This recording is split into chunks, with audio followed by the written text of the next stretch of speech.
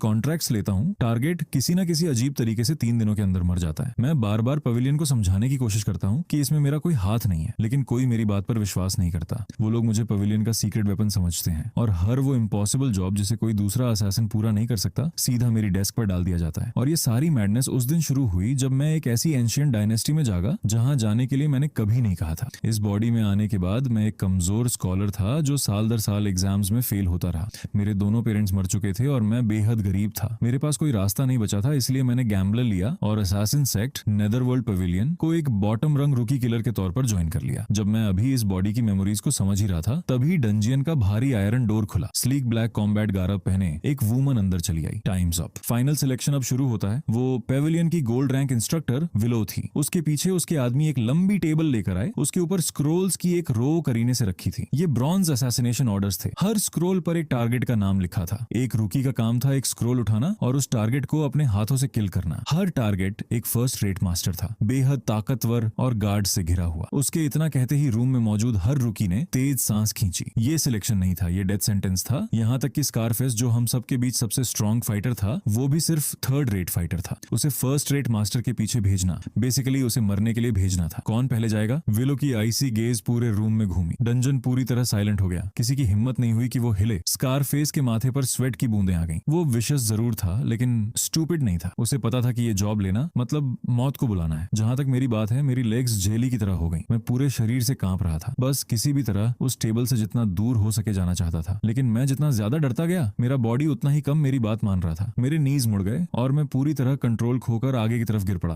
Third! मैं face first उसी long table के ठीक सामने जा गिरा। पैनिक में मैंने खुद को संभालने के लिए हाथ आगे बढ़ाया और मेरा हाथ सीधे एक खुले स्क्रॉल पर जा गिरा। रूम में फिर डेड साइलेंस छा गया। हर नजर मुझ पर टिक गई। स्कारफेस एक पल के लिए फ्रीज हो गया, फिर उसके चेहरे पर एक ग्लोटिंग ग्रिन फैल गई। क्या बेवकूफ है, खुद अपनी ग्रेव खोद रहा है। ये गाय तो गया, इसने सच में बेयर किंग का कॉन्ट्रैक्ट उठा लिया। ब्रूनो एक फर्स्ट रेट मास्टर है जिसकी फियरसम रेपुटेशन है। उसका बॉडी इतनी हार्ड ट्रेनिंग से गुजरा है कि ब्लेड्स भी उसे मुश्किल से स्क्रैच कर पाती हैं। ये किड उसे किस चीज से किल करेगा? अपने टीट से?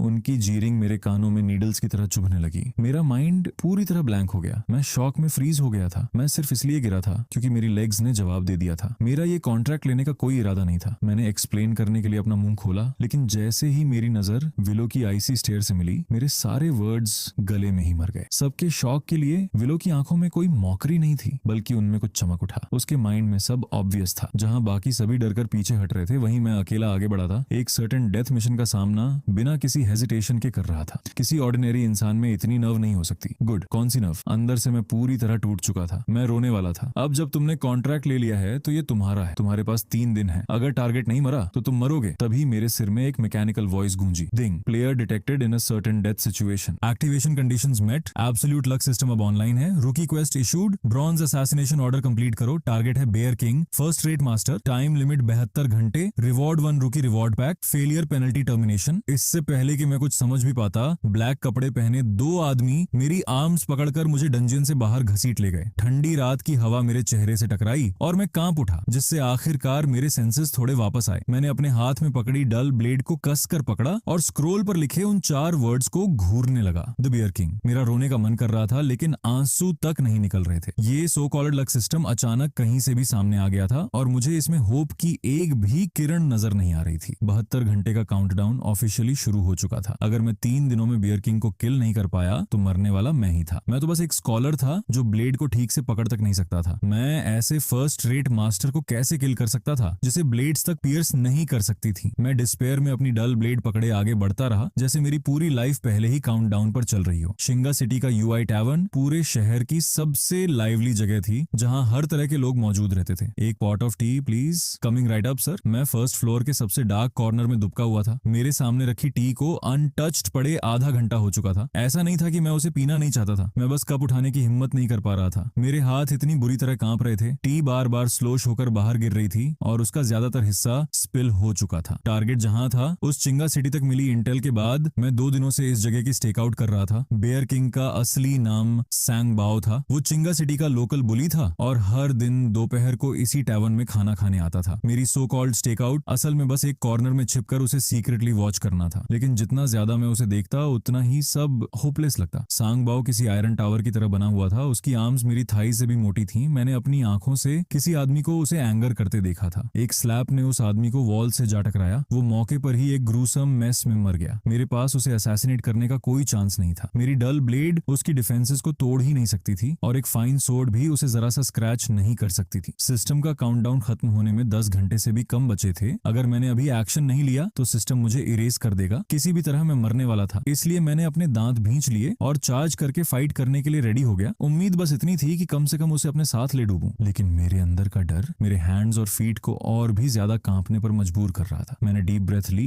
और टी के जरिए अपनी नर्व्स को काम करने की कोशिश की। मेरे हाथ झटके से हिले और पूरा कप फ्लोर पर स्पिल हो गया। टी ने मेरी पैंट्स का हेम भिगो दिया। मैंने अंडर माई ब्रेथ अपनी बैड लक को कर्स किया और वेटर के आकर इसे साफ करने का इंतजार करने लगा। तभी टैवर्न के डोर पर लाउड एरोगेंट वॉइसेस गूंज उठी। एक हल्किंग टावर लाइक फिगर धक्का देते हुए अंदर आया। वो संग बाओ था, खुद बेयर किंग। आज वो बहुत अच्छे मूड में था। उसका फेस प्लेजर से लाल था और वो अपने लैकीज के साथ अंदर घुसते हुए फाइन वाइन और प्रिटी विमेन की डिमांड कर रहा था। बेयर किंग आ गया है, सब रास्ते से हट जाओ। मेरा हार्ट मेरे गले में आकर अटक गया। फियर ने मुझे पूरी तरह घेर लिया। मैं उसके पास जाने की हिम्मत नहीं कर सकता था। वो गार्ड से घिरा हुआ था और मैं उसके पास पहुंचने से पहले ही मार दिया जाता। मैं डर के मारे सिकुड़ गया और मन ही मन चाहता था कि बस टेबल के नीचे क्रॉल करके छिप जाऊं। टैवर्न के सेकंड फ्लोर पर विलो विंडो के पास बैठी थी। उसकी आईज नीचे हो रही हर घटना पर टिकी हुई थी। वो यहाँ एसईसी लीडर के ऑर्डर्स पर आई है। इस मिस्टीरियस रूकी पर नजर रखने के लिए भेजी गई है जिसने एक सर्टेन डेथ मिशन एक्सेप्ट करने की हिम्मत की थी। लेकिन लगातार 2 दिनों तक देखने के बाद भी मैंने बस यहाँ बैठकर टी के ऊपर कांपने के अलावा एक भी मूव नहीं किया है। विलो डिसअपॉइंटेड होने लगती है, सोचते हुए कि कहीं मैं आखिर में बस एक रेकलेस फूल तो नहीं हूँ। तभी अगले ही पल उसकी प्यूपल सिकुड़ जाती हैं। वो फ्लोर पर गिरी हुई टी को गौर से देखने लगती है। वो एग्जैक्ट स्पॉट संगाओ के डेली पाथ पर है। वो हर बार अपने यूजुअल सीट पर ऊपर जाने के रास्ते में यहीं से गुजरता है। विलो स्टन्ड रह जाती है। अब उसे पूरा यकीन है कि मैं डीवियसली कैलकुलेटिंग हूँ और ये 2 दिनों तक मेरा यूं खाली बैठना असल में उसकी हर हैबिट को मैप आउट करना था। न ब्लेड न सोर्ड, सिर्फ एक स्पिल्ड कप ऑफ टी के सहारे मैंने स्टैगरिंग ब्रिलियंस वाला किलिंग ट्रैप सेट कर दिया है। विलो अपनी सांस रोक लेती है। उसकी आईज नीचे फ्लोर पर लॉक्ड है। 1 सेकंड के लिए भी नजर हटाने की हिम्मत नहीं करती। नीचे संगबाओ कर्स और ग्रम्बल करते हुए रास्ते में आने वाले पेट्रन्स को धक्का देता है और स्टेयरकेस की तरफ बढ़ता है। अभी अभी उसने किसी से जबरदस्ती पैसे वसूले हैं और वो फैंटास्टिक मूड में है, अपने पैरों के नीचे पड़े पडल से पूरी तरह अनजान। उसका पैर स्लिप हो जाता है, उसका बैलेंस बिगड़ जाता है और उसका 300 पाउंड का फ्रेम आगे की तरफ गिर पड़ता है। बैंग! उसका सिर सीधे उसके पास रखी टेबल से जा टकराता है जिस पर scalding chili oil hot pot रखा हुआ है। पॉट पलट जाता है और बॉइलिंग ऑयल उसके पूरे शरीर पर गिर जाता है। सांग बाओ एक हॉरिफिक स्क्रीम निकालता है। एक first rate masters iron body भी आंखों में पड़ने वाले स्केल्डिंग ऑयल के सामने टिक नहीं सकती। दर्द उसे फ्लोर पर बुरी तरह तड़पने पर मजबूर कर देता है। लेकिन असली डिजास्टर अभी शुरू ही हुआ था। पास में बैठा एक ड्रंक पेट्रन जो स्ट्रॉन्ग लिकर का जार पकड़े हुए था, सांग बाओ की टक्कर से गिर जाता है। जार टूट जाता है और सांग बाओ सिर से पैर तक लिकर में भीग जाता है। तड़पते हुए वो पास रखा कॉर्नर का इंसेंस बर्नर गिरा देता है। एम्बर्स और ऐश हवा में बिखर जाते हैं और एक स्पार्क सीधे उसके लिकर सोक्ड बॉडी पर जा गिरता है। फ्लेम्स तुरंत भड़क उठती हैं और वो एक लिविंग टॉर्च में बदल जाता है। Help, somebody help me! वो चीखता है और पैनिक में इधर उधर भागते हुए विंडो की तरफ लपकता है। खुद को बुझाने के लिए रिवर में जंप करने की कोशिश करता है। टैवर्न में मौजूद हर गेस्ट शॉक में फ्रीज हो जाता है। पूरा प्लेस केओस में बदल जाता है। मैं भी फ्रोजन बैठा हूँ, डिसबिलीफ में घूर रहा हूँ। मेरे सामने जो हो रहा है उस पर मुझे खुद यकीन नहीं हो रहा। जलता हुआ आदमी विंडो तोड़कर बाहर गिरता है और सीधे सेकंड फ्लोर से नीचे जा गिरता है। नीचे एक कैंडिड हॉथॉर्न वेंडर उसी वक्त वहां से गुजर रहा होता है। उसके स्ट्रॉ डिस्प्ले में शार्प वुडन स्क्यूअर्स लगे हुए हैं। पूरी स्ट्रीट डेड साइलेंट हो जाती है। स्क्यूअर्स सीधे उसकी गर्दन के आर पार घुस जाते हैं। फ्लेम्स अभी तक बुझी भी नहीं थी कि उसकी लाइफ पहले ही जा चुकी थी। कोई गॉड भी उसे नहीं बचा सकता था। टैवर्न के अंदर और बाहर डेड साइलेंस छा जाती है।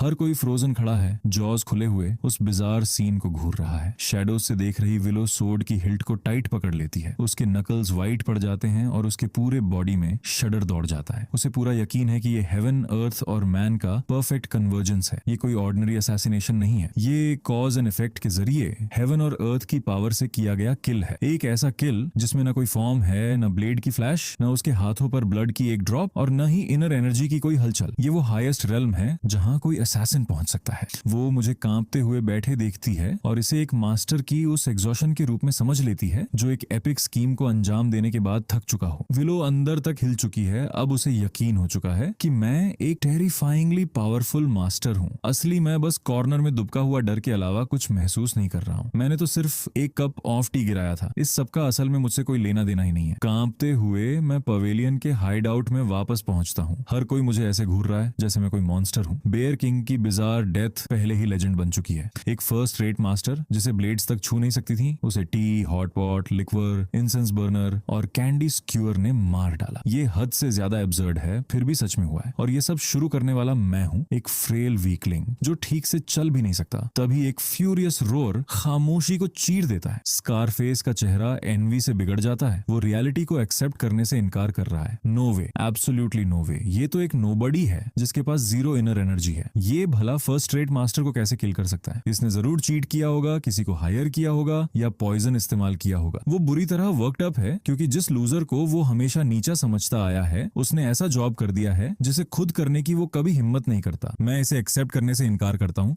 पवेलियन लॉ साफ है, जो भी किसी किल को चैलेंज करना चाहता है वो डेथ वेवर साइन करके ट्रूथ के लिए ड्यूअल कर सकता है। मैं उसे ड्यूअल के लिए चैलेंज करता हूँ। ड्यूअल शब्द सुनते ही मेरी जान निकल जाती है। मैं जल्दी जल्दी हाथ हिलाकर मना करने की कोशिश करता हूँ। मैं बस कंसीड करना, पीछे हटना और इस मैडमैन से दूर जाना चाहता हूँ। मैं इंस्टिंक्टिवली पीछे हटता हूँ। मेरा फुटिंग बिगड़ जाता है और मैं बैलेंस खोकर लड़खड़ा जाता हूँ। पीछे की तरफ लड़खड़ाते हुए मेरे शू का टिप जमीन पर पड़े एक छोटे पेबल से टकरा जाता है। पेबल एक इम्पॉसिबली प्रिसाइज एंगल पर उछलता है और छत के नीचे बने एक वॉस्प नेस्ट से जा टकराता है। ह्यूज हॉर्नेट्स नेस्ट नीचे गिर पड़ता है और सैकड़ों फ्यूरियस वॉस्प्स बाहर निकल आते हैं। स्कारफेस अभी भी शेखी बघार रहा है, सिर पीछे किए हुए, उसके ऊपर मंडरा रहे डेडली डेंजर से पूरी तरह अनजान। एनरेज्ड स्वॉर्म एक ब्लैक स्टॉर्म क्लाउड की तरह उसके ऊपर टूट पड़ता है। What is that? उसके चेहरे पर एक इच सी होती है। वो बिना सोचे उसे हाथ से झटकता है और वॉस्प्स को पूरी तरह एनरेज कर देता है। एक ब्लड कर्डलिंग स्क्रीम पूरे कोर्टयार्ड में गूंज उठती है। स्कारफेस वॉस्प्स के घूमते हुए क्लाउड में घिर जाता है और उसके पास भागने की कोई जगह नहीं होती। वो अपने आर्म्स को बुरी तरह झटकता है जिससे उसे और भी ज्यादा स्टिंग्स मिलते हैं। एक थर्ड रेट फाइटर की इनर एनर्जी भी ऐसे स्वॉर्म से कोई डिफेंस नहीं है जो हर गैप ढूंढ लेता है। सिर्फ 3 ब्रेथ्स के अंदर स्कारफेस जमीन पर गिर पड़ता है। उसका पूरा बॉडी सूज चुका है और मुंह से फोम निकल रहा है। उसकी एक्सपोज्ड स्किन का हर इंच स्टिंगर से भरा हुआ है। उसकी लाइफ निकल चुकी है और वो मौके पर ही मर जाता है। कोर्टयार्ड फिर से डेड साइलेंट हो जाता है। हर कोई स्टंड खड़ा है। उनकी आईज कभी कॉप्स पर तो कभी मुझ पर जा रही हैं। शायद बेयर किंग को किल करना सिर्फ लक था, लेकिन ये कोइंसिडेंस नहीं हो सकता। एक सिंगल बैकवर्ड स्टेप, एक फ्लिक्ट पेबल और वॉस्प्स का स्वॉर्म उस आदमी को खत्म कर देता है जिसने उसे चैलेंज किया था। ऐसी पावर टेरिफाइंग है। पूरी क्राउड एक साथ सांस खींचती है। उनके हार्ट्स में ड्रेड और ऑ भरा हुआ है। ब्रांच मास्टर इनर हॉल से बाहर आता है। उसने पूरी घटना को अनफोल्ड होते हुए देखा था। उसकी आईज शॉक से वाइड हैं। ट्रिगर के लिए एक पेबल, वेपन के लिए विंड। बिना ब्लड की एक ड्रॉप बहाए किल करने का क्या शानदार तरीका है। शुचान की टैलेंट का कोई मुकाबला नहीं है। उसका माइंड किसी भी डीमन से ज्यादा शार्प है। इफेक्टिव इमीडिएटली उसे गोल्ड रैंक किलर के पद पर प्रमोट किया जाता है। अब उसका रैंक ब्रांच एल्डर के बराबर है। पूरा रूम शोर से गूंज उठता है। एक रुकी का सीधे गोल्ड रैंक पर पहुंच जाना। पवेलियन की हिस्ट्री में ऐसा कभी नहीं हुआ। मैं पूरी तरह फ्रीज हूँ। मेरा माइंड पूरी तरह ब्लर हो चुका है। मैं कुछ भी समझ नहीं पा रहा हूँ। मैं तो बस स्लिप हुआ और एक पेबल को किक कर दिया। मुझे नहीं पता कि सब लोग इसमें इतना कुछ क्यों देख रहे हैं। विलो, आज से तुम्हें रूकी ट्रेनिंग ड्यूटी से रिलीव किया जाता है। चियन के पास उसकी पर्सनल हैंडमेडन बनकर रहो और उसकी हर जरूरत का ध्यान रखो। विलो का हार्ट डूब जाता है। एक पल के लिए उसे लगता है कि उसे पनिशमेंट दी जा रही है, लेकिन ब्रांच मास्टर का ऑर्डर सुनकर वो वहीं फ्रीज हो जाती है। एक गोल्ड रैंक इंस्ट्रक्टर को रुकी हैंडमेडन बना दिया गया। देखने में ये ह्यूमिलिएशन लगता है, लेकिन असल में ये लाइफ टाइम की अपॉर्चुनिटी है। वो ब्रांच मास्टर का असली मतलब समझ जाती है। वो उसे एक किलिंग गॉड के साथ रहने और इस आर्ट के सबसे ऊंचे लेवल के मास्टर से सीखने का मौका दे रहा है। अंडरस्टूड। वो अपना सिर झुकाती है। उसकी वॉइस में एक्साइटमेंट की हल्की, बेयरली नोटिसेबल ट्रेमर है। मैं पूरी तरह स्टंडन हूँ, अंदर से टूट रहा हूँ और बस किसी तरह भाग जाना चाहता हूँ। एक आइस कोल्ड शीविल मेरी हैंडमेडन बन गई है। उसकी एक नजर पड़ते ही मेरी लेग्स पानी की तरह कमजोर पड़ जाती है। हर सिंगल डे साथ रहना है। मैं सरवाइव नहीं कर पाऊंगा। मैं मना करने के लिए मुंह खोलता हूँ, लेकिन ब्रांच मास्टर पहले ही एक सिल्वर स्क्रॉल मेरी तरफ बढ़ा चुका है। शोचन, तुम्हें अभी प्रमोट किया गया है। ये एक सिल्वर रैंक एलीट मिशन है जिसे पवेलियन में कोई और लेने की हिम्मत नहीं करता। अब ये तुम्हारा है। Target current minister of personal, first rank official minister Walter. What? मैं स्क्रॉल पकड़े हुए विलो की तरफ देखता हूँ जो पहले ही मेरी हैंड मेडन की रोल में सेटल हो चुकी है और सफोकेशन की एक वेव मुझ पर टूट पड़ती है। मैं ऐसी लाइफ में कभी सरवाइव नहीं कर पाऊंगा। उस रात मुझे एक फाइन गेस्ट रूम में ठहराया जाता है। विलो एक सेकंड के लिए भी मेरा साथ नहीं छोड़ती। हर चीज का मेटिकुलस केयर से ध्यान रखती है। बेड बनाना, टी पोर करना,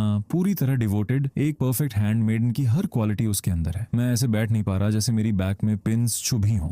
अपनी ही स्किन में कंप्लीटली अनकंफर्टेबल महसूस कर रहा हूँ। रुआन, तुम्हें इतना बॉदर करने की जरूरत नहीं है, मैं खुद मैनेज कर सकता हूँ। विलो कुछ नहीं कहती, वो चुपचाप मेरे लिए बाथ वाटर तैयार करती है, फिर एक तरफ खड़ी होकर वेट करती है। मेरा फेस रेड हो जाता है। मैंने कभी किसी वुमन को इतनी क्लोजली मेरी सेवा करते नहीं देखा, और वो भी ऐसी वुमन जो बिना पलक झपकाए किल कर सकती है। मैं धीरे धीरे अपना आउटर रोब उतारता हूँ। मेरा बॉडी पेल और थिन है, एक ट्रेस ऑफ मसल भी नहीं है। एक फ्रेल स्कॉलर का टेक्स्ट बुक बिल्ड, एक ऐसा ऑर्डिनरी आदमी जिसके पास कोई मार्शल फाउंडेशन तक नहीं है। विलो का माइंड ब्लैंक हो जाता है, उसकी पूरी वर्ल्ड व्यू टूट जाती है। बिना इनर एनर्जी वाला एक ऑर्डिनरी आदमी फर्स्ट रेट मास्टर को कैसे काट सकता है, और वॉस्प्स के स्वॉर्म से थर्ड रेट फाइटर को कैसे खत्म कर सकता है। ये मार्शल आर्ट्स के हर रूल को डिफाई करता है। इसका कोई रैशनल एक्सप्लेनेशन नहीं है। उसके माइंड में एक स्टैगरिंग थॉट आता है और उसके पूरे बॉडी में शिवर दौड़ जाता है। मार्शल पाथ के बिल्कुल पीक पर एक मास्टर सेंटहुड में ट्रांसेंड कर जाता है। उस लेवल पर उसे इनर एनर्जी की भी जरूरत नहीं रहती। उसका हर gesture naturally way of heaven के साथ अलाइन होता है। एक सिंगल मोशन हेवन और अर्थ को खुद मूव कर सकता है। इस रेल्म का एक नाम है रिटर्न टू सिंप्लिसिटी। अब वो आखिर समझ जाती है उसमें इनर एनर्जी की कमी नहीं है। वो तो पहले ही उससे बहुत आगे निकल चुका है। एक कप ऑफ स्पिल्ड टी एक किलिंग ट्रैप बना देता है। एक सिंगल पेबल एक फॉर्मिडेबल फो को खत्म कर देता है। दोनों ही हेवन की पावर है। उसके मन के सारे डाउट्स आखिरकार दूर हो जाते हैं। विलो मेरी बैक को देखती है। उसकी आईज फैनेटिकल डिवोशन से भर उठती हैं। पहले उसे लगता था कि हैंडमेडन बनना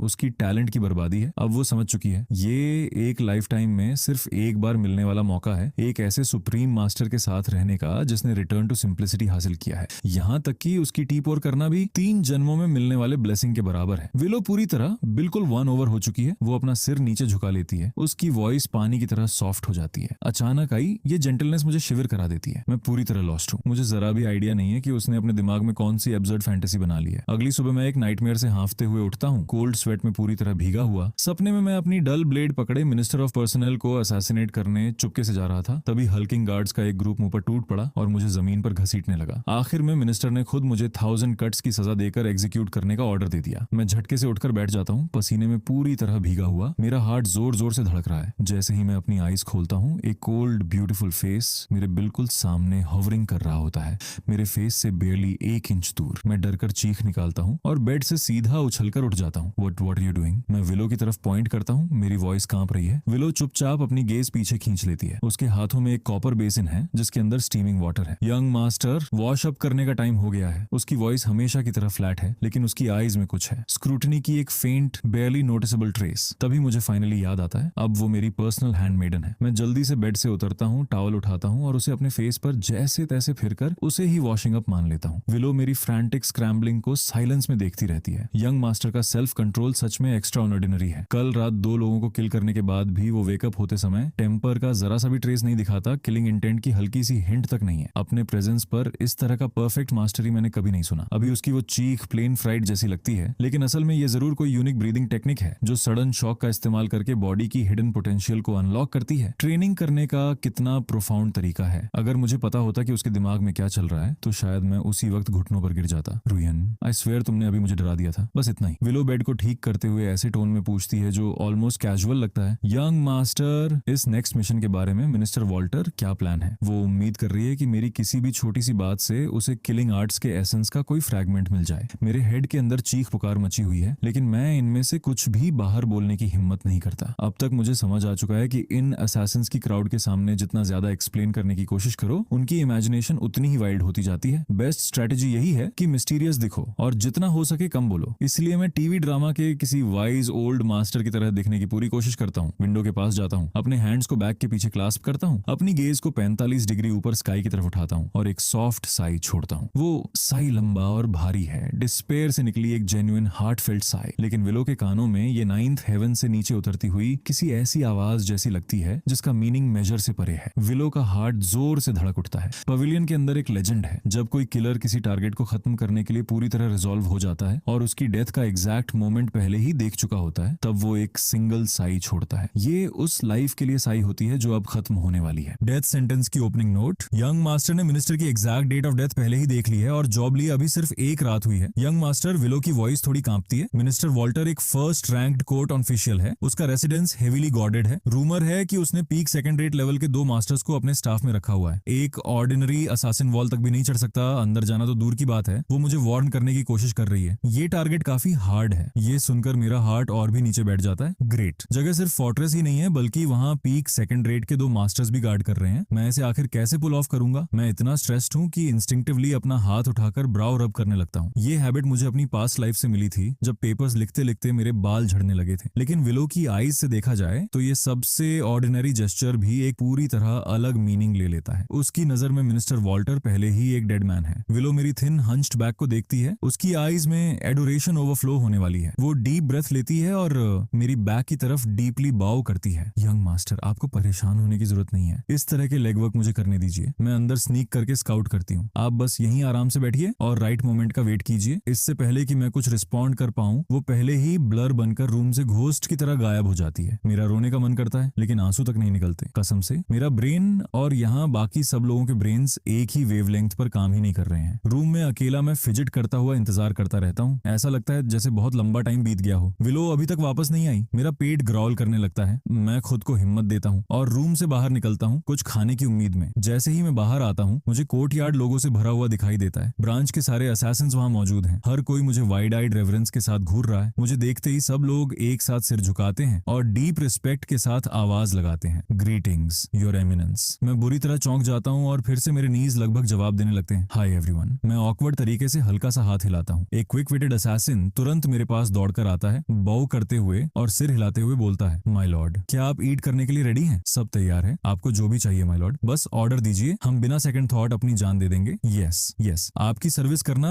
माय लॉर्ड हमारे लिए सबसे बड़ा ऑनर है। वही किलर्स जो कल तक मुझे देखकर स्नीर कर रहे थे, आज बूटलिकर्स के पूरे ग्रुप की तरह मेरी सर्विस करने के लिए एक दूसरे से आगे निकल रहे हैं। पूरा सीन मुझे बेहद अनकंफर्टेबल कर देता है। मैं जल्दी से थोड़ा खाना खाता हूँ, उसका टेस्ट तक ठीक से महसूस नहीं करता और फिर ऐसे अपने रूम में वापस भागता हूँ जैसे गेटवे कर रहा हूँ। अब मुझे समझ आ गया है, इस गॉड फॉरसेकन जगह में मेरी रेप्यूटेशन पूरी तरह लॉक्ड इन हो चुकी है, एक unfathomable god like master of death. अब मैं कुछ भी कहूँ, कुछ बदलने वाला नहीं है। मेरे पास इसे एंड तक राइड आउट करने के अलावा कोई चॉइस नहीं है। System are you there? मैं अपने माइंड में साइलेंटली उसे कॉल करता हूँ। Player, I am here. इस मिशन में मुझे टारगेट से 10 माइल्स के अंदर होना होगा, तभी ये काउंट होगा। Right, correct. प्लेयर, मिशन की टाइम लिमिट के अंदर तुम्हें टारगेट के सेंटर में 10 माइल्स की रेडियस के अंदर एंटर करना होगा, जहां लॉ ऑफ कॉजलिटी इफेक्ट में आता है। तो अगर मैं जाऊं ही नहीं तो मिशन ऑटोमेटिकली फेल हो जाएगा। Mission failure results in player termination. मेरे अंदर होप की जो छोटी सी स्पार्क बची थी, वो भी तुरंत बुझ जाती है। दूसरे शब्दों में, मेरे पास जाने के अलावा कोई चॉइस नहीं है। करेक्ट प्लेयर, मैं चेयर पे गिर जाता हूँ, लाइफ से पूरी तरह डन। ये कैसा एब्सोल्यूट लक सिस्टम है? ये तो एब्सोल्यूट डूम सिस्टम ज्यादा लगता है। तभी जब मैं अपनी लाइफ को लेकर साई कर रहा होता हूँ, विंडो हिलती है और विलो अंदर स्लिप कर जाती है। उसके ऊपर ब्लड की हल्की सी स्मेल है, हालांकि वो जल्दी ही गायब हो जाती है। यंग मास्टर, मैंने जगह की स्काउटिंग कर ली है। मिस्टर वॉल्टर का रेजिडेंस बिल्कुल एयरटाइट है, जैसा हमें डर था। मैं आउटर ग्राउंड्स में घुसी और थोड़ी इन्फॉर्मेशन जुटाने के लिए 3 हिडन सेंट्रीज को टेक आउट करना पड़ा। मेरा हार्ट लगभग रुक जाता है। रुआन, तुमने अभी लोगों को किल कर दिया। मिनिस्टर वॉल्टर बेहद कॉशियस है, माउस जितना टिमिड। वो जो भी खाता या पहनता है, वो दर्जनों राउंड्स की इंस्पेक्शन से गुजरता है। उसने हमेशा 3 रिनाउंड फिजिशियंस को स्टाफ में रखा हुआ है। जरा सी भी डिस्कम्फर्ट होने पर उन्हें तुरंत बुलाया जाता है। वो कभी आउटसाइड बैंक्वेट्स में नहीं जाता और रेयरली खुद रेजिडेंस से बाहर निकलता है। उसकी एकमात्र डेली एक्टिविटी उसके अपने बैक गार्डन में होती है। विलो अपनी बात खत्म करके मेरी तरफ देखती है, मेरे ऑरिकल का इंतजार करते हुए। उसकी नजर में ये इंटेल भी यंग मास्टर्स ग्रैंड स्कीम का बस एक और पीस है। ये सब सुनकर मैं और भी डीप डिस्पेयर में चला जाता हूँ। ग्रेट, एक टोटल शट इन और सीरियसली पैरानॉइड आदमी। ऐसा आदमी एक्सीडेंट से भी नहीं मरेगा, क्योंकि वो घर से बाहर निकलने की जहमत तक नहीं उठाता। मैं इसे एक्सीडेंटली मरवाऊंगा कैसे? अंडरस्टूड। लंबे और अजीब साइलेंस के बाद मैं बस इतना ही बोल पाता हूँ। मेरे ये वर्ड्स सुनते ही विलो की आईज तुरंत चमक उठती हैं। यंग मास्टर, हम कब निकले? मैं सिस्टम पैनल पर काउंटडाउन देखता हूँ। 40 घंटे से भी कम बचे हैं। अगर मैं और डिले करता रहा तो मैं मर जाऊंगा। कोई और रास्ता नहीं है। मुझे दांत भींचकर कल इसके साथ जाना ही पड़ेगा। यस। विलो की आईज फाइटिंग स्पिरिट से चमक उठती हैं। वो अपनी आईज से देखना चाहती है कि यंग मास्टर अपने शेल में छिपे इस कावर्ड को खत्म करने के लिए आखिर कौन सा अर्थ शैटरिंग मेथड इस्तेमाल करेगा। अगले दिन डॉन से पहले ही विलो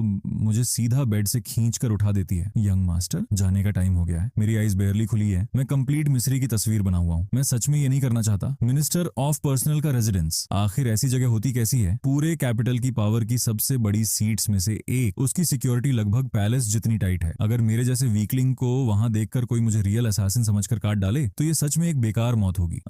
रियन, क्या हमें सच में जाना पड़ेगा? मिनिस्टर वॉल्टर कभी अपने रेजिडेंस से बाहर निकलता ही नहीं, तो फिर इसका पॉइंट क्या है? यंग मास्टर, क्या आप मुझे टेस्ट कर रहे हैं? वो डीप ब्रेथ लेती है। यंग मास्टर, आपने ये पहले ही देख लिया होगा, असैसिनेशन आर्ट के 3 टियर्स होते हैं। सबसे नीचे फ्रंटल असॉल्ट है, क्रूड, एक ब्रूड का तरीका। मिडिल टियर पॉइजन और एम्बुश है, जो ट्रू मास्टरी से एक स्टेप नीचे है। लेकिन आपने जो पाथ चुना है वो सबसे हाई स्ट्रेटेजी है। Ordinary laws laws of cause and effect से एक प्लान वीव करना। ऐसी स्कीम के साथ आपको खुद डेंजर में कदम रखने की जरूरत नहीं होती, आपको बस हेवन, अर्थ और फेट के फ्लो के साथ अलाइन होना होता है और पूरी सिचुएशन खुद आपके अराउंड स्टेडी हो जाती है। मैं बस वहीं खड़ा ब्लिंकिंग करता रहता हूँ। ये वुमन मुझसे भी बेहतर गेम बोलती है। ये हेवन और अर्थ वाली बातें जो वो कर रही है, क्या ये बस सिस्टम की एक्टिवेशन रेंज नहीं है? इसे इसके बारे में कैसे पता है? क्या इसके पास भी सिस्टम है? नो वेट, मैं विलो की फैनेटिकल लाइट से जलती आईज में देखता हूँ और तुरंत समझ जाता हूँ ये फिर से अपने इमेजिनेशन में कुछ और ही बना रही है। हमें रेजिडेंस में स्निक करने की जरूरत नहीं है, हमें बस उसके आसपास सही मोमेंट का वेट करना है। हमारा काम सिर्फ परफेक्ट वांटेज पॉइंट ढूंढना है। मेरा मानना है कि आपने किसी ऐसी कैलकुलेशन से पहले ही फिगर आउट कर लिया होगा जिसे मैं कभी समझ ही नहीं सकता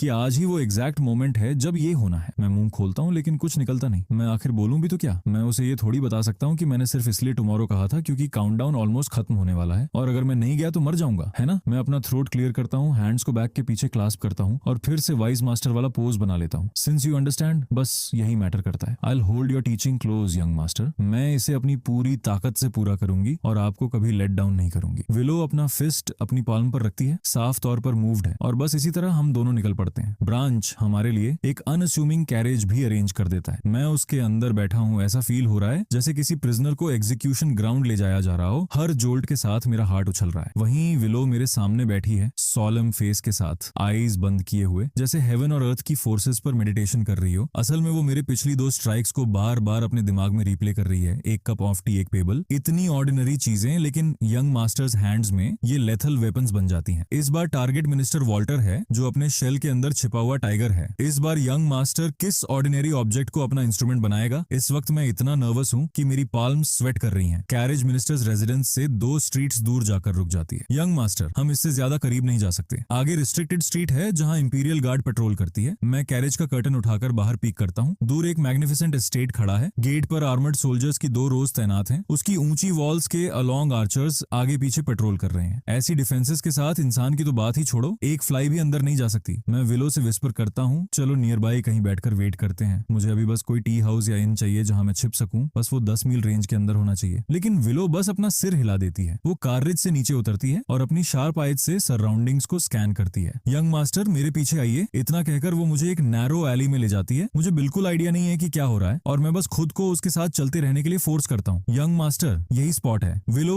एक टैवर्न की रूफटॉप की तरफ पॉइंट करती है। ऊपर? क्यों, ये तो माइल्स तक का सबसे ऊंचा पॉइंट है। यहाँ से व्यू अनमैच्ड है। यहाँ से हम मिनिस्टर के एस्टेट का पूरा बैक गार्डन नीचे साफ देख सकते हैं। मिनिस्टर वॉल्टर हर आफ्टरनून उसी गार्डन में टाइम बिताता है। यहाँ से हम उसकी हर मूव को क्लियरली वॉच कर सकते हैं और एग्जैक्टली पिन पॉइंट कर सकते हैं कि वो कहाँ रहता है। ये सोचकर मेरी स्कैल्प प्रिकलिंग होने लगती है। रुआ, क्या तुम सच में उसे वॉच करने को सीरियस हो? हम तो बस कहीं लाई लो करने वाले थे ना, लेकिन हम ऊपर जाएंगे भी कैसे? मैं स्मूथ शेयर वॉल की तरफ पॉइंट करता हूँ। ये टैवर्न कम से कम 30 फुट टॉल होगी और मुझे कोई लाइटनेस स्किल भी नहीं आती। विलो मेरी तरफ ग्लांस करती है, कुछ नहीं कहती, बस मेरे सामने आकर थोड़ी क्राउच होती है और अपने फर्म टोन्ड शोल्डर पर हाथ रखती है। मीनिंग बिल्कुल क्लियर है, वो मुझे अपनी बैक पर कैरी करके ऊपर ले जाना चाहती है। मेरा फेस रेड हो जाता है। एक ग्रोन मैन का किसी यंग वुमन की बैक पर बैठकर जाना, ये कैसा लगेगा? नो नो नो, मैं ऐसा बिल्कुल नहीं कर सकता। नो नो यंग मास्टर, हमारे पास टाइम वेस्ट करने का वक्त नहीं है। विलो का टोन किसी आर्ग्यूमेंट की कोई जगह नहीं छोड़ता। मेरे पास कोई चॉइस नहीं है। मैं रिलक्टेंटली उसकी बैक पर चढ़ जाता हूँ। उसका बॉडी सॉफ्ट है, उसमें एक फेंट डेलिकेट फ्रेग्रेंस है और मेरे चेस्ट में एक अजीब सी हलचल पैदा हो जाती है। इससे पहले कि मैं इस बारे में ज्यादा सोच पाता, मुझे महसूस होता है कि मेरा पूरा बॉडी हल्का हो गया है। मुझे अपनी बैक पर लिए विलो का पैर मुश्किल से वॉल को टच करता है और हम दोनों एक वेटलेस लीफ की तरह ऊपर उठते हैं। बिना किसी आवाज के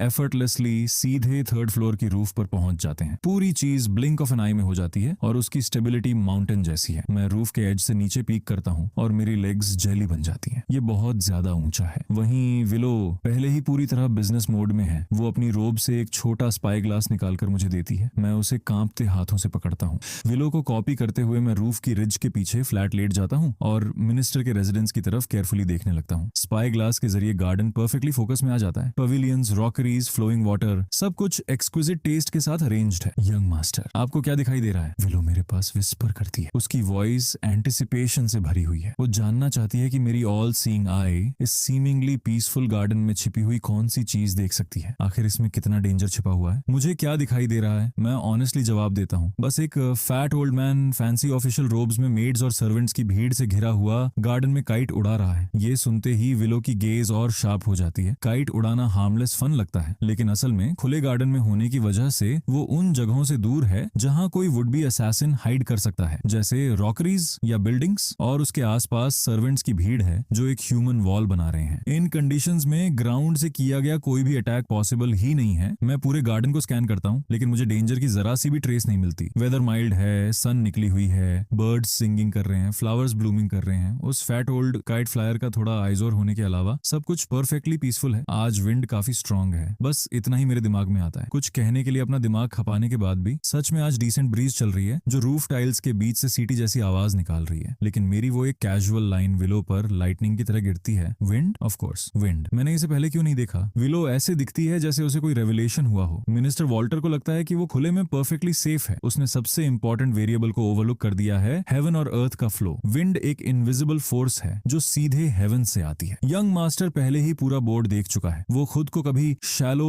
वर्ल्डली वे ऑफ प्लानिंग तक सीमित नहीं रखता। शुरुआत से ही उसकी आईज हेवन और अर्थ के पैटर्न पर टिकी थी। उसका इरादा दुनिया की एंडलेस विंड्स को हार्नेस करके ऐसी स्कीम बनाने का है जिसकी कोई कभी प्रेडिक्शन नहीं कर सकता। अब मैं समझ गई, आपका मतलब विंड को यूज करना है। अचानक हम दोनों नीचे से एक कमोशन सुनते हैं। Halt, halt, who goes there? Over there, suspicious person spotted. मेरा हार्ट उछल जाता है। मैं रूफ के एज पर झुककर नीचे देखता हूँ और देखता हूँ कि किसी पॉइंट पर टैवर्न के नीचे कुछ शेडी फिगर्स आ गए हैं। इंपीरियल गार्ड्स का पेट्रोल उनका पीछा कर रहा है। उन्होंने हमें देख लिया। ओ, कहीं गार्ड्स हमें उनका अकॉम्प्लिस तो नहीं समझेंगे। मैं घबराकर अपना हेड पीछे खींचने लगता हूँ, तभी अचानक मेरा फुट स्लिप हो जाता है। रूफ टाइल्स सालों की निगलेक्ट की वजह से वॉर्न डाउन हो चुकी हैं। वैसे भी हम बहुत सिक्योर पोजीशन में नहीं थे। पैनिक में मैं जरूरत से ज्यादा जोर से पैर दबा देता हूँ और मेरे फुट के नीचे एक टाइल टूटकर बिखर जाती है। क्रैश! मैं पूरी तरह बैलेंस खो देता हूँ और सीधे रूफ से नीचे स्लाइड होने लगता हूँ। एक ब्लड कर्डलिंग स्क्रीम आसमान को चीर देता है। Young master! विलो चीखती है और बिना सेकंड थॉट मेरे पीछे जंप कर जाती है। वो मुझे पकड़ने के लिए हाथ बढ़ाती है, लेकिन मैं बहुत तेजी से गिर रहा हूँ। वो सिर्फ मेरी रोब का hem पकड़ पाती है। रिप! फैब्रिक के फटने की आवाज। विलो के हाथ में सिर्फ कपड़े का एक टॉर्न स्क्रैप रह जाता है, जबकि मैं डेड वेट की तरह सीधे नीचे एली की तरफ गिरता चला जाता हूँ। मैं अपनी आईज कसकर बंद कर लेता हूँ, पूरी तरह रिजाइन हो चुका हूँ। मैंने कभी नहीं सोचा था कि किसी दूसरे असैसिन के हाथों मारे जाने या सिस्टम द्वारा इरेज किए जाने के बजाय मैं रूफ से गिरकर एक्सीडेंट में मरूंगा। मरने का कितना पैथेटिक तरीका है। थंप! जिस एग्नी के लिए मैं खुद को तैयार कर रहा था वो आती ही नहीं। इसके बजाय मेरे नीचे जो कुछ है वो सॉफ्ट लगता है और थोड़ा गिव करता है। मैं कॉशियसली एक आई खोलता हूँ और खुद को एक आदमी के ऊपर फैला हुआ पाता हूँ। उसने डार्क नाइट क्लोथ्स पहने हैं, उसका फेस मास्क्ड है, उसकी आईज ऊपर की तरफ पलटी हुई हैं और मुंह से फोम निकल रहा है। साफ है कि उसकी हालत आखिरी स्टेज में है। I am okay. मैं एक सेकंड के लिए डेज्ड होकर ब्लिंक करता हूँ, फिर जल्दी से उसके ऊपर से उतर जाता हूँ। चारों तरफ देखने पर मुझे एली में इसी तरह के कपड़े पहने कई और आदमी पड़े दिखाई देते हैं और पास ही इंपीरियल गार्ड्स की एक स्क्वाड खड़ी है जो मुझे पूरी बिविल्डरमेंट के साथ घूर रही है। गार्ड को लीड कर रहा कैप्टन जमीन पर पड़े उस आदमी को देखता है जो मेरा लैंडिंग पैड बना था, फिर मुझे देखता है जो आसमान से गिरने के बाद भी बिना एक स्क्रैच के खड़ा हूँ। उसका जॉ इतना खुला रह जाता है कि उसमें एक एग तक आ जाए। What incredible skill. Good sir, हम इस गैंग ऑफ थीव्स का पीछा कर रहे थे जो बहुत स्लिपरी निकले। जैसे ही वो इस एली में घुसे हमने उन्हें खो दिया। किसे पता था कि एक मिस्टीरियस हीरो सीधे आसमान से नीचे गिरेगा और सिर्फ लैंडिंग करते ही उनके रिंग लीडर को बेहोश कर देगा। कैप्टन को ये वर्ड्स निकालने में काफी टाइम लगता है। जस्टिस सीधे हेवन से गिर रही है। मैं भी उतना ही बैफल्ड हूँ। मैं जमीन पर पड़े उस पुअर गाय को देखता हूँ, फिर अपने आर्म्स और लेग्स को चेक करता हूँ। कपड़ों में कुछ टीयर्स के अलावा मुझे एक भी स्क्रैप नहीं आया है। मैं तो बस स्लिप होकर गिर गया था। कैप्टन मुझे ऐसे देखता है जैसे उसे मेरी एक भी बात पर विश्वास नहीं है। No need for modesty good sir. 3 story rooftop से स्लिप होकर प्रिसाइजली रिंग लीडर के सिर पर लैंड करना, ऐसी स्किल देखकर हम ऑ में हैं। तभी विलो साइलेंटली एली में उतरती है। वो जमीन पर पड़े थीव्स को देखती है, फिर मुझे पूरी तरह अनहार्म्ड खड़ा देखती है और उसकी कोल्ड आईज में अंडरस्टैंडिंग की एक फ्लिकर आती है। So that's how it is. एक बार फिर उसका माइंड तेजी से सोचने लगता है। ये एक्सीडेंटल स्लिप बिल्कुल नहीं था। उसने जानबूझकर खुद को एक्सपोज किया ताकि इंपीरियल गार्ड को यहाँ खींच सके। उसे जरूर पता था कि ये थीव्स इसी एली में छिपे होंगे और जहां तक उसके अपने फॉल की बात है वो जीनियस का स्ट्रोक था। रिंग लीडर को एक इम्पॉसिबल तरीके से खत्म करना और साथ ही अपनी असली पावर की एक्सटेंट को परफेक्टली हाइड करना ताकि सबको लगे कि ये सिर्फ प्योर कोइंसिडेंस था। Brilliant, truly brilliant. विलो की मेरे लिए एडमिरेशन ऑल टाइम हाई पर पहुंच जाती है। अगर मुझे पता होता कि वो असल में क्या सोच रही है तो मैं हेवंस की तरफ चिल्लाकर कहता कि ये सच नहीं है। मैं सच में बस स्लिप हुआ था। चूंकि थीव्स पहले ही सबड्यूड हो चुके हैं, हम आप दोनों को और ट्रबल नहीं करेंगे। इतना कहकर कैप्टन हाफ कॉन्शियस थीव्स को लेकर वहां से चला जाता है। उनमें से एक रीड की तरह फ्रेल दिखता है, फिर भी आसमान से गिरकर एनिमी को टेक डाउन कर देता है। दूसरा गोस्ट की तरह मूव करता है, आइस की तरह कोल्ड। क्लियरली दोनों ऑर्डिनरी नहीं है। बेहतर है कि इनमें से किसी से भी पंगा न लिया जाए। गार्ड्स के जाने के बाद एली खाली रह जाती है, सिर्फ मैं और विलो बचे हैं। विलो रिस्पेक्टफुली बाव करती है। यंग मास्टर, इस ग्राउंड ने अपना पर्पस पूरा कर दिया है। अब हमें बस सही मोमेंट का वेट करना है। मैं अपना हाथ चेस्ट पर रखता हूँ, अभी भी शेकन हूँ, मेरी लेग्स अब भी कांप रही हैं। मैं बस इस कर्स्ड एली से बाहर निकलना चाहता हूँ। चाहता हूँ, कोई और जगह ढूंढ लेते हैं, ये जगह बहुत डेंजरस है। एज यू से यंग मास्टर। विलो नॉड करती है, ये वांटेज पॉइंट अपना पर्पस पूरा कर चुका है, अब मूव ऑन करने का टाइम है। उसकी नजर में मेरी हर एक मूव डीपली कैलकुलेटेड है। टैवर्न की रूफटॉप का पूरा पॉइंट ही थीव्स और गार्ड्स को बाहर ल्यूर करना था। अब जब गोल पूरा हो गया है तो नेचुरली रिलोकेट करने का टाइम है, इसलिए विलो मुझे मिनिस्टर्स एस्टेट के ठीक सामने एक टी हाउस में ले जाती है। इस बार हम रूफ पर नहीं चढ़ते बल्कि सेकंड फ्लोर पर विंडो सीट ले लेते हैं। यहाँ से हमें बैक गार्डन दिखाई नहीं देता, लेकिन एस्टेट के ऊपर का स्काई क्लियरली दिखाई देता है। मैं टी कप पकड़े हुए हूँ, मेरे हैंड्स अब भी कांप रहे हैं। उस फॉल ने सच में मेरी जान निकाल दी थी। सिस्टम, मैं अभी उस फॉल में लगभग मर ही गया था। क्या तुम्हारा प्रेशियस लक सिस्टम मुझे थोड़ा प्रोटेक्ट नहीं कर सकता? प्लेयर्स लक मुख्य रूप से law of causality, mission targets और इंसिडेंटल रोमांटिक फॉर्चून को गवर्न करती है। प्लेयर की अपनी पर्सनल सेफ्टी के लिए ये सिर्फ बेसिक मिसफॉर्चून डिफ्लेक्शन इफेक्ट देती है, जैसे फ्लैट ग्राउंड पर तुम्हें ट्रिप होने से रोकना या अपनी ही टी से चोक होने से बचाना। अभी जो लो प्रोबेबिलिटी इंसिडेंट हुआ उसमें तुमने खुद को एक डेंजरस सिचुएशन में डाल दिया था जो बेसिक प्रोटेक्शन के स्कोप से बाहर है। हालांकि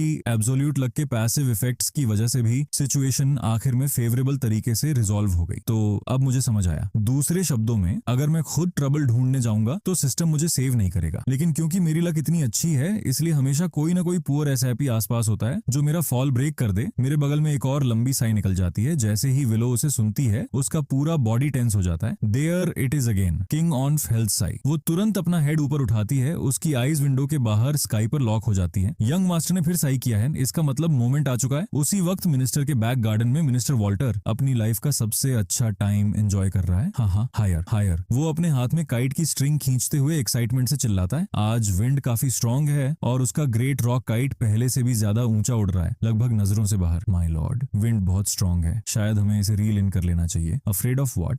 इस काइट स्ट्रिंग के लिए मैंने एक फॉर्चून खर्च किया है। वेस्टर्न रीजन्स के एक मर्चेंट से खरीदा गया वाइल्ड सिल्क थ्रेड है जिसमें डायमंड ग्रिट और आयरन वायर वोवन है। थोड़ी सी विंड से कुछ नहीं होगा, इसे एक्स से भी नहीं तोड़ा जा सकता। उसे अपनी प्रेशियस किट स्ट्रिंग पर पूरा कॉन्फिडेंस है। जैसे ही वो अपनी स्मगनेस एंजॉय कर रहा होता है, विंड और भी तेज हो जाती है। अचानक एक गेल कहीं से भी आ जाता है और आसमान में रॉक काइट तेजी से थ्रैश करने लगता है। गस्ट्स में ऐसे स्वेइंग करता है जैसे ड्रंक हो। माय लॉर्ड, जल्दी से इसे छोड़ दीजिए, स्टीवर्ड चिल्लाता है। फोर्स इतनी स्ट्रांग है कि मिनिस्टर वॉल्टर को आगे की तरफ खींचते हुए कई स्टेप्स तक लड़खड़ा देती है। वॉल्टर भी पैनिक कर जाता है। वो छोड़ने की कोशिश करता है लेकिन इम्पॉसिबली टफ काइट स्ट्रिंग उसके रिस्ट के चारों तरफ टाइट वुंड हो चुकी है और वो जितना भी ट्राई करता है वो लूज नहीं होती। वॉल्टर टेरर में स्क्रीम करता है। कई गार्ड्स आगे दौड़कर आते हैं और स्ट्रिंग को कंट्रोल करने में उसकी हेल्प करने की कोशिश करते हैं, लेकिन ठीक उसी मोमेंट डिजास्टर बिना किसी वार्निंग के स्ट्राइक करता है। अचानक आसमान को चीरती हुई एक लाइटनिंग बोल्ट गिरती है। क्रैक, एक डेफनिंग बूम होता है। वो बोल्ट पूरी प्रिसीजन के साथ आसमान में मौजूद अनलकी काइट पर जा गिरती है। काइट तुरंत फ्लेम्स में बदल जाता है और एक फायर बॉल बन जाता है, जबकि इलेक्ट्रिसिटी का भयानक surge iron threaded kite string से लाइटनिंग स्पीड पर नीचे दौड़ता है। Blinding flash of light minister Walter और उसके पास अभी भी स्ट्रिंग पकड़े हुए गार्ड को पूरी तरह एनगल्फ कर लेती है। उनमें से किसी को स्क्रीम करने का मौका तक नहीं मिलता, इससे पहले ही उनके बॉडीज चार ब्लैक होकर स्मोक करने लगते हैं और वो बोर्ड्स की तरह स्टिफ होकर जमीन पर गिर जाते हैं। चार्ड बर्न्ड फ्लैश की स्मेल पूरे गार्डन में फैल जाती है। टी हाउस से विलो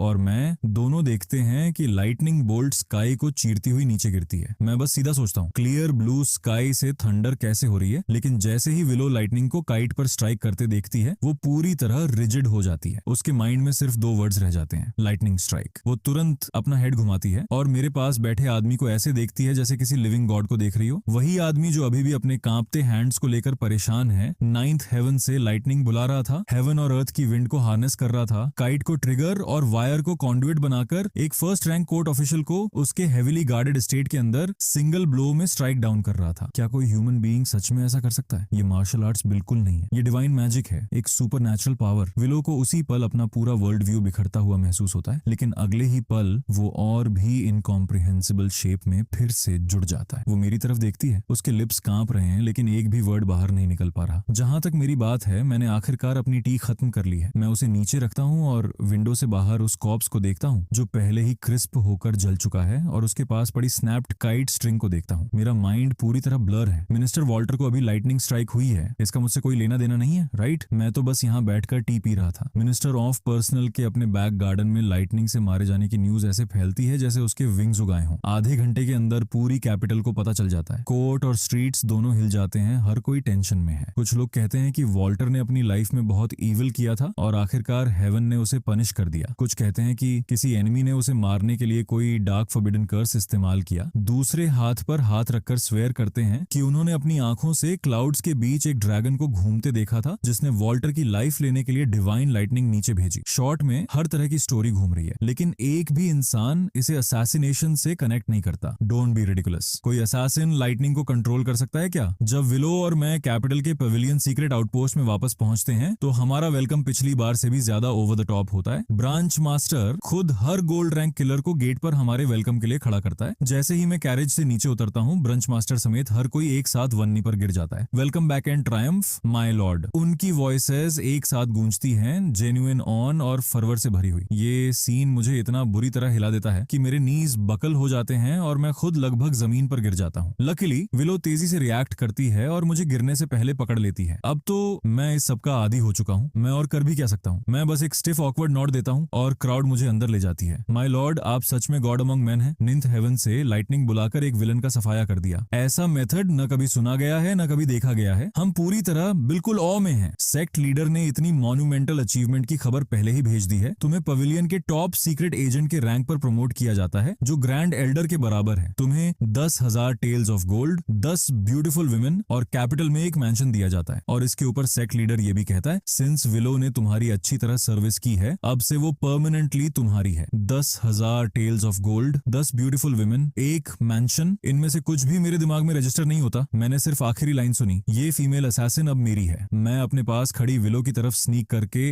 ग्लांस करता हूँ। उसका हेड झुका हुआ है, उसका एक्सप्रेशन छिपा हुआ है, लेकिन उसके ईयर्स के टिप्स पर चढ़ती फेंट ब्लश बता रही है कि वो कितनी अनसेटल्ड है। उसके माइंड में ये चल रहा है, यंग मास्टर को हमेशा फॉलो करना, इस God like art of killing को अपनी आंखों के सामने विटनेस करना उसकी पूरी लाइफ का ग्रेटेस्ट ऑनर है। मैं गया। अब मैं इस वॉकिंग आइसबर्ग से छुटकारा नहीं पा सकता। मैं आखिर भागने वाला हूँ कैसे? वापस अपने रूम में आकर मैं चेयर पर कोलैप्स हो जाता हूँ, पूरी तरह ड्रेन्ड, जैसे कोई डक स्पिट पर रोस्ट हो रहा हो और चाहे जितना भी चाहे वहां से उतर ना सके। विलो मेरे लिए एक कप ऑफ हॉट टी पोर करती है और जेंटली पूछती है, यंग मास्टर, आपके माइंड में क्या चल रहा है? लाइटनिंग इंसिडेंट के बाद से उसके एटीट्यूड में प्लेन रेवरेंस से बदलकर कुछ ऐसा हो गया है जो रिलीजियस डिवोशन के ज्यादा करीब है। उसकी नजर में मैं अब ह्यूमन भी नहीं रहा, मैं एक गॉड हूँ। मैं अपने कप में तैरती टी लीव्स को देखता हूँ और डिस्टेंट वॉइस में कहता हूँ, ये सब आखिर कब खत्म होगा? मैं हर सिंगल डे एज पर जीते जीते थक चुका हूँ, किसी गॉड की तरह वर्शिप होकर। मैं बस एक ऑर्डिनरी लेजी नोबडी बनना चाहता हूँ। ये कब खत्म होगा? यंग मास्टर्स वर्ड्स एक सिंपल साई की तरह सुनाई देते हैं, लेकिन असल में ये एक बहुत बड़ी स्कीम की ओपनिंग मूव है। विलो का हार्ट जोर से धड़क उठता है। उसके माइंड में एक डेयरिंग थ्योरी बनती है। यंग मास्टर ने बियर किंग और मिनिस्टर ऑफ पर्सनल दोनों को खत्म कर दिया है। एक अंडरवर्ल्ड का वॉरलॉर्ड, दूसरा कोर्ट का पिलर। दोनों का आपस में कोई कनेक्शन नहीं लगता, लेकिन असल में दोनों एक ही फिगर तक पहुंचते हैं, खुद क्राउन प्रिंस तक। बेयर किंग अंडरवर्ल्ड में क्राउन प्रिंस द्वारा बैक्ड पावर था और मिनिस्टर वॉल्टर कोर्ट में उसकी फैक्शन का पिलर था। यंग मास्टर ने क्राउन प्रिंस के राइट और लेफ्ट हैंड्स को एक एक करके काट दिया है। क्या उसका असली टारगेट? विलो इस थॉट को पूरा करने की हिम्मत नहीं करती। वो एक शार्प ब्रेथ लेती है, उसकी आईज हॉरर से वाइड हो जाती हैं और वो मेरी तरफ देखती है। यंग मास्टर सिर्फ कॉन्ट्रैक्ट्स पूरे नहीं कर रहा, वो अकेले ही पूरे एम्पायर की फाउंडेशन हिला रहा है। उसका इरादा पूरी डायनेस्टी को ओवरथ्रो करना है। इसी वजह से उसने पूछा था कि ये सब कब खत्म होगा, क्योंकि उसका असली गोल खुद थ्रोन है। जब तक वो इसे हासिल नहीं कर लेता, ये सब कभी खत्म नहीं होगा। ये रियलाइज करते ही विलो मेरे फेस को देखती है, जिसके डेलिकेट फीचर्स पर जैसे पूरी दुनिया का वेट है, और उसके अंदर सिर्फ एंडलेस ऑ भर जाता है।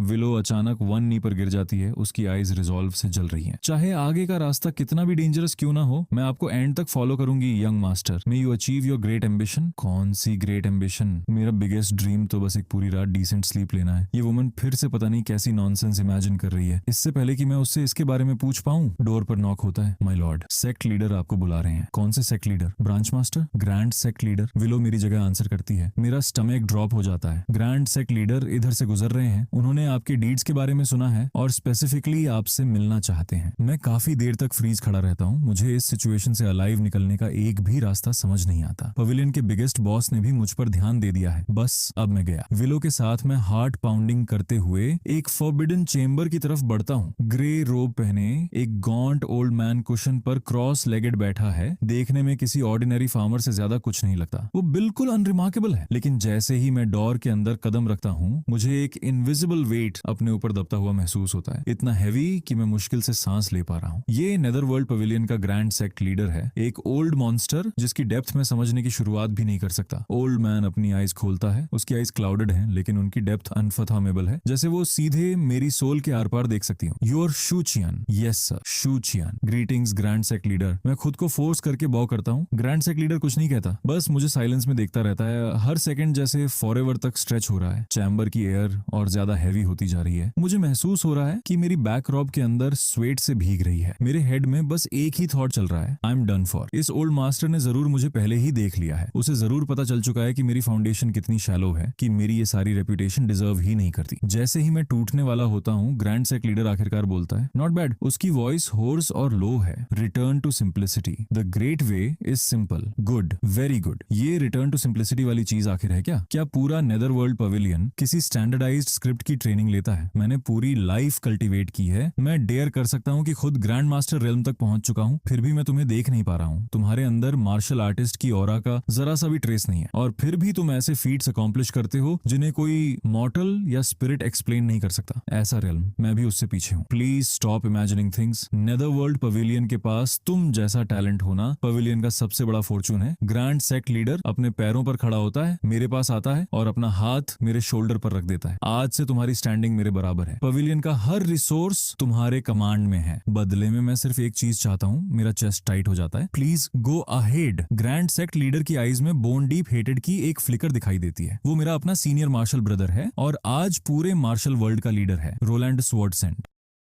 इज्जत